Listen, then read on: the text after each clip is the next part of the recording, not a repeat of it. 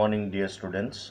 In this particular video tutorial, we are going to continue with our discussion of the poem The Spider and the Fly, which is composed by Mary Botham Howitt. Now, before we continue with our discussion from fourth stanza onwards, let us recapitulate quickly what we had done in the previous class. Now, this particular poem, The Spider and the Fly, is a fable that depicts a common human weakness of being easily enticed by flattery.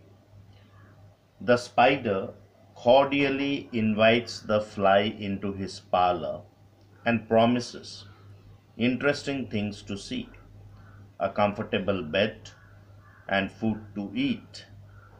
The fly, even being aware of spider's cunningness, falls into his trap. Now in stanza 1, we saw that the spider invites the fly into his parlor and tries to convince her by saying that it is not only the prettiest parlor that she would have ever seen, but it is also filled with many pretty things.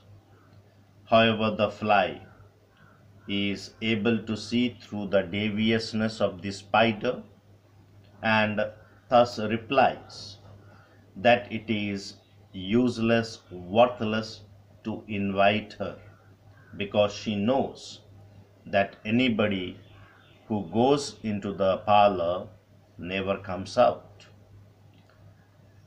And then the spider continues to convince the fly to enter his web by saying that she must be tired and so she must rest on his comfortable little bed.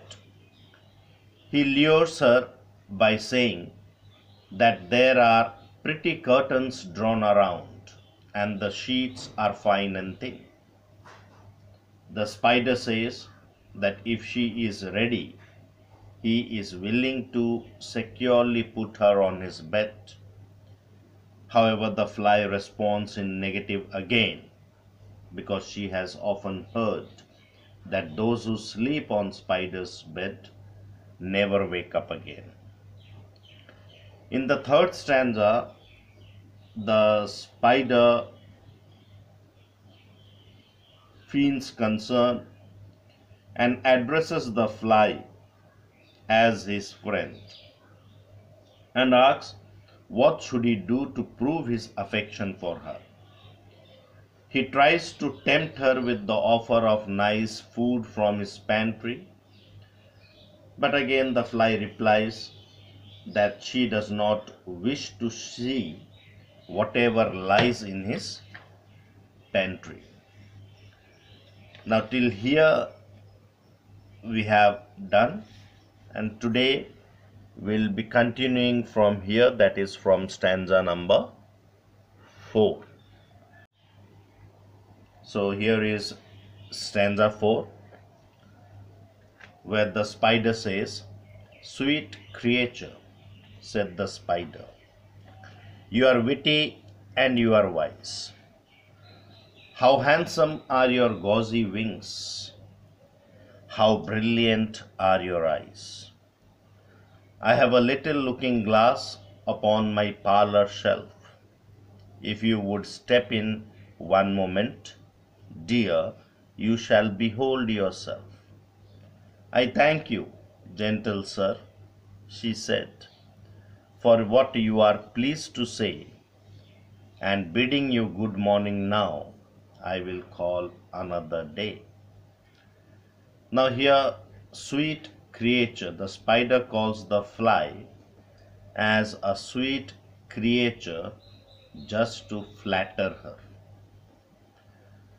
And you see, here the spider takes to flattery vanity, falsely praise the fly, addressing the fly as witty, wise, and also saying that the fly has gauzy wings. Gauzy means um, the wings of the fly are so thin as if they emit light. And uh, she also he the spider also invites the fly into his parlor to have a look at her own beauty in the little looking glass. Here, looking glass, the mirror. So the spider invites the fly to have a glimpse of herself in the mirror, to see or observe herself in an impressive way, to behold herself. And the fly, however, declines the invitation of the spider, but here she does not refuse to come to the spider's parlor. Instead, she thanks the spider for the compliment, for the invitation, and also promises, while taking leave, promises that she would come on some another day. Okay. So now let us try to understand this particular stanza. Now, we see that even after being refused on the third occasion, the spider does not give up. And this time he tries again. And on this occasion, vanity is the choice weapon of the spider. Because we see that the spider heaps flattery on the fly.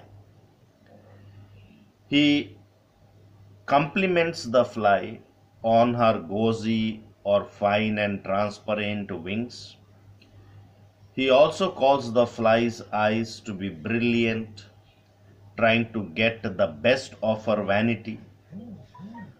And the spider offers the use of his looking glass or mirror.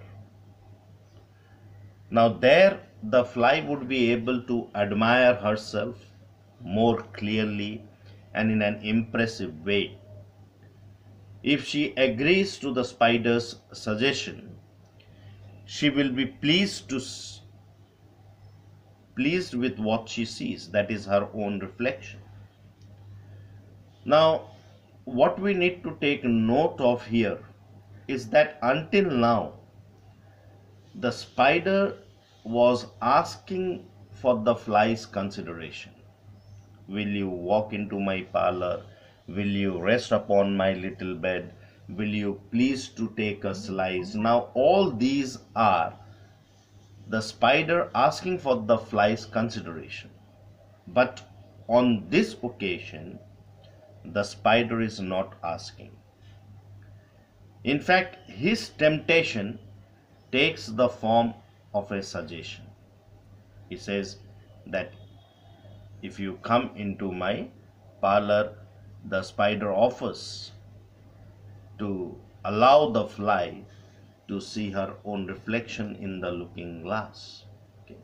So this time it goes in the form of a suggestion, and it's almost, we can clearly see through that there is a strategy to the tactics that the spider uses. The spider is very cunning, very devious, and very determined in his plan, and he has properly planned out how to lure the fly, how to trap the fly. So he is working under a fixed strategy, and this time his tactics is to suggest the fly and not to ask the fly for its consideration. However, thankfully, the fly is able to reject on this occasion as well. She says, I thank you, gentle sir, for what you are pleased to say, and bidding you good morning now, I will call another day. The fly declines the offer. once more. But this time there is a change in her tone. If you notice the words of the fly, you will find that there is a change in her tone.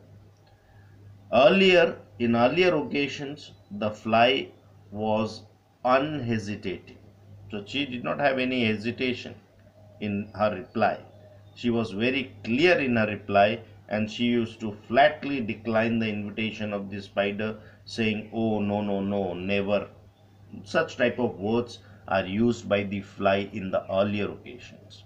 But here, that "oh, no, no, no" of the fly does not seem to be very powerful or to be very vehement in her refusal now, because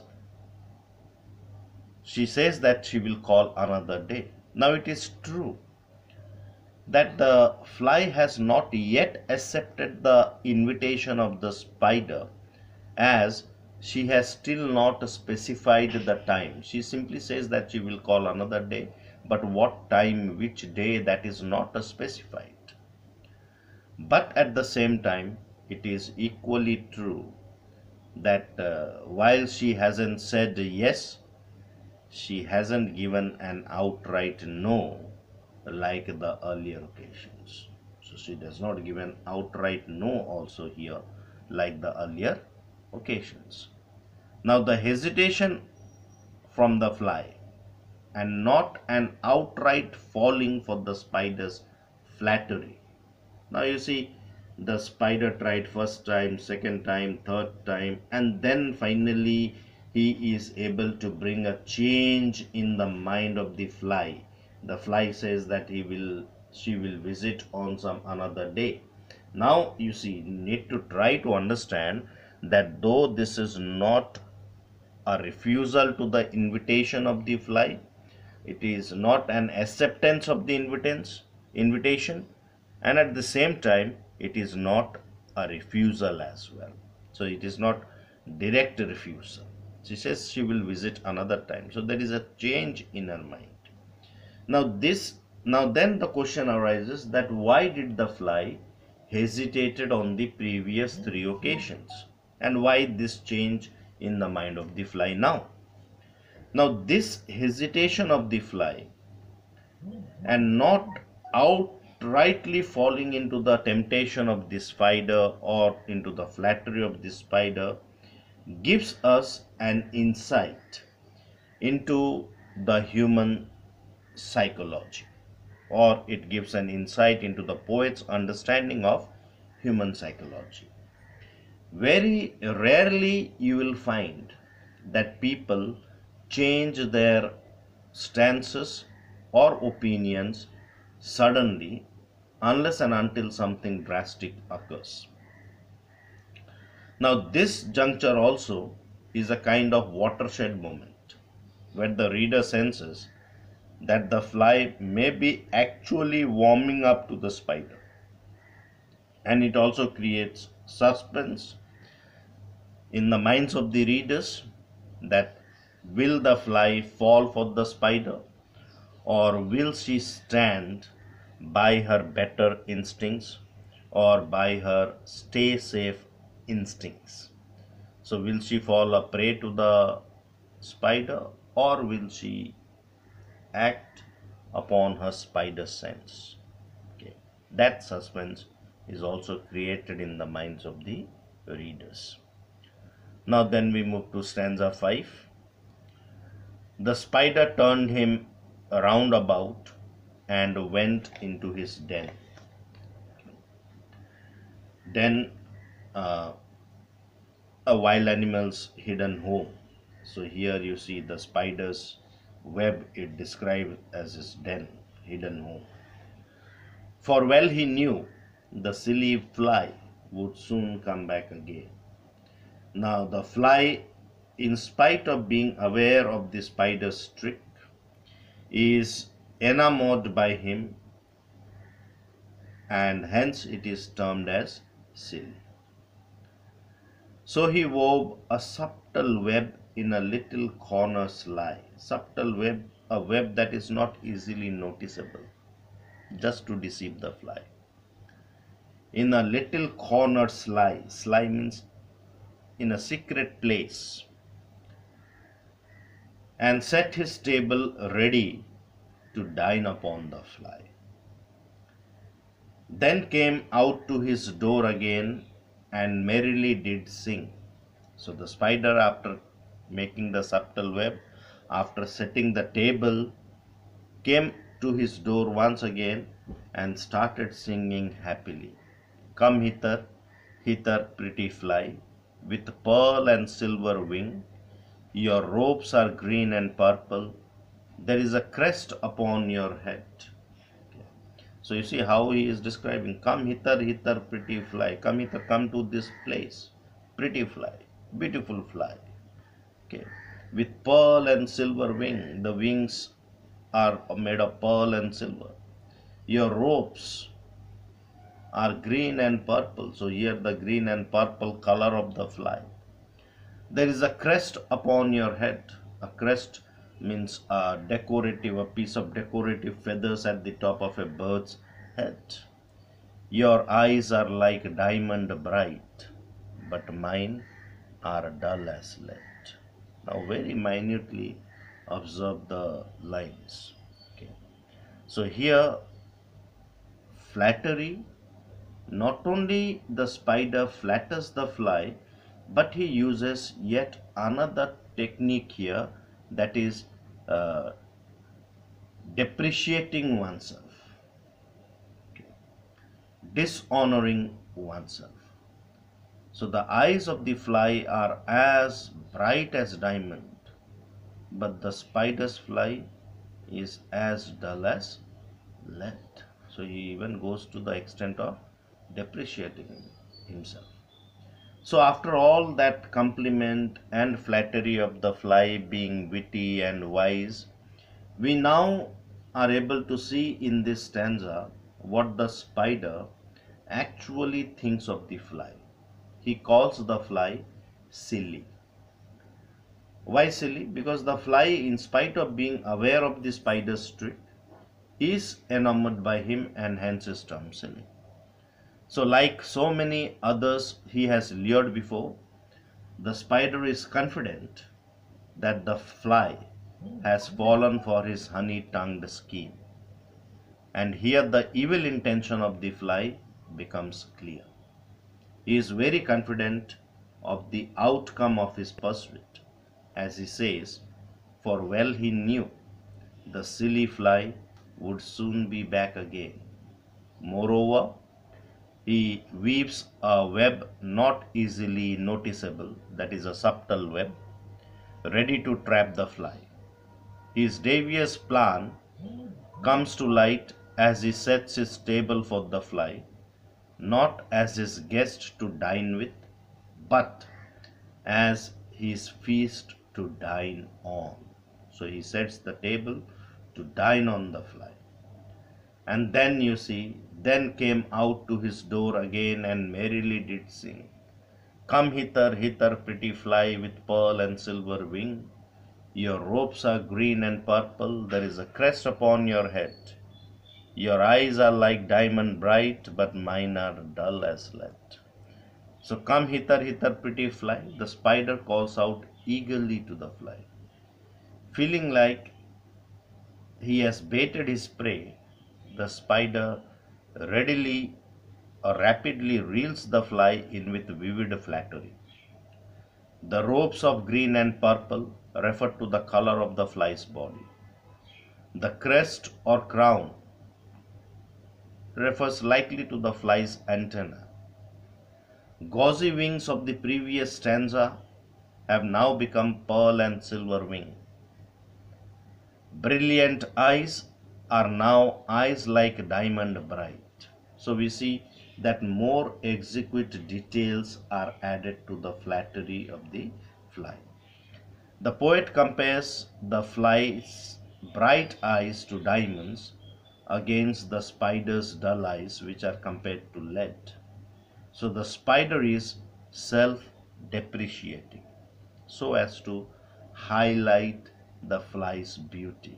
And this is a scheme of the spider. So people will depreciate themselves in order to show others to be more beautiful, to be more admiring, and that is just to tempt them, just to flatter them.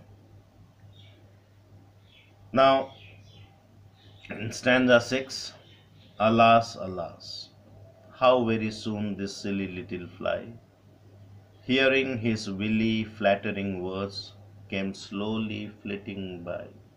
Okay. So, alas, alas, at last, the silly fly, when heard the clever, willy means clever and crafty words of the spider, the flattering words, praising words of the spider, came slowly flitting by, came moving or flying quickly from one place to another. So, but here flitting slowly, came slowly flitting by. So, here the word alas, alas is the poetic lament for the fly's oh no, no. Now, with these words, one can easily foresee the doom for the fly. What is even more vexing is that the fly was actually a wise creature at the beginning. But as the poet says, alas, vanity becomes the cause of her downfall, and she becomes silly and foolish. Lured in by the spider's devious, sweet talk, his willy flattering words, the fly sets aside her sensible self. Yet there is still a part of her that is wary, that is alarmed of how safe the situation is. And that is the reason we see her slowly flitting by, not rapidly, slowly moving ahead, guardedly testing the waters as she comes closer to the spider's home. With the buzzing wings, she hung aloof, then near and nearer grew, thinking only of her brilliant eyes and green and purple hue, thinking only of her crested head. Poor foolish thing. Now, this poor foolish thing, it refers to the fly who has been fooled and captured by the spider. At last, up jumped the cunning spider and fiercely held her fast. In a violent manner, the spider held the fly fast and dragged the fly up his winding stair into the dismal den, into the gloomy den, okay, within this little parlor, but she never came out again. So our worst fears are finally realized. Mesmerized by the thoughts of a reflection, the fly gradually approaches the spider's web, unheeding her stay safe instincts. The fly hardly offers any resistance. And we should take note of the lines where the poet repeatedly stresses how the fly is thinking only of her brilliant eyes and green and purple hue. That clearly shows that the fly is engrossed in her own beauty and she does not give any heed to the danger she is in. This was the moment that the spider had been building up so long for. And the moment the spider sees the fly flitting slowly towards its web, the spider pounces on her, fiercely held her fast, and now deadly and focused on his goal, the spider wastes no time. The home that he had so charmingly described before reveals its deadly designs.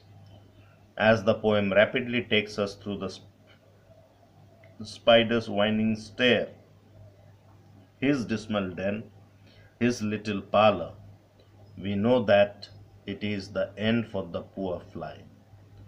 The spider finally achieved his goal, and the fly never came out again.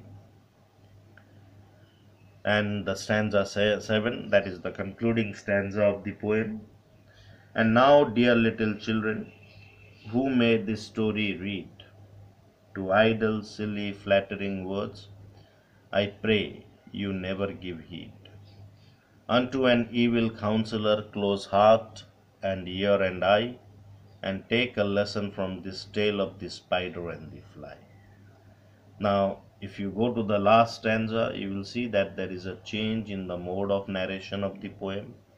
As the poet ends her tale, she breaks off from the storytelling mode and directly addresses her audience in the concluding stanza, and she offers a warning or a moral to conclude the poem.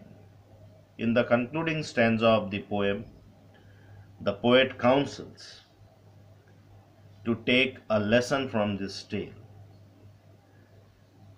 of the spider and the fly.